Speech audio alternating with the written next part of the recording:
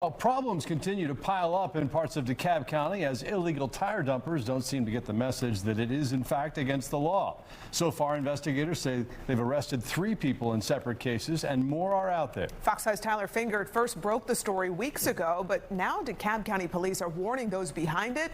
Their time is numbered. I'm 5'6", so this is about 5 feet, maybe. It was back in April when Fox 5 first showed you this mountain of illegally dumped tires next to the front gate of Little Linguist International Preschool in DeKalb County.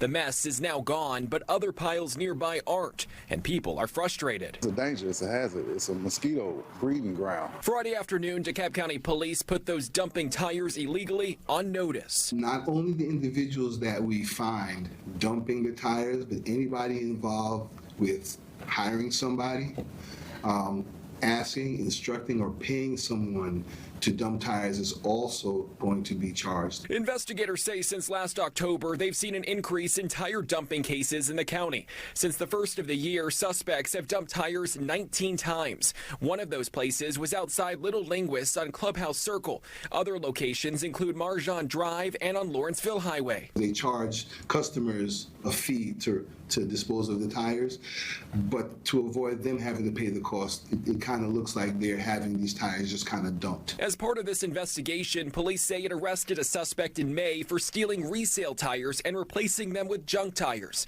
Investigators say in all, 3 people have been caught so far, but they say more are out there. Depending on what the dumping is for, detectives say it could be a felony. Those are active investigations. We're still looking into those individuals, but we can't say that they're tied just yet. DeKalb police say tire dumping is dangerous and costly for taxpayers because someone will have to pay to clean them up. Investigators are putting up signs in hopes people come forward to help them with the case. They're asking everyone to be on the lookout for small rental box trucks in and around commercial areas after business hours. We may have had dumping in the past, but now you're beginning to see in areas that are visible illegal tire dumping. Police urge anyone who knows anything to call them.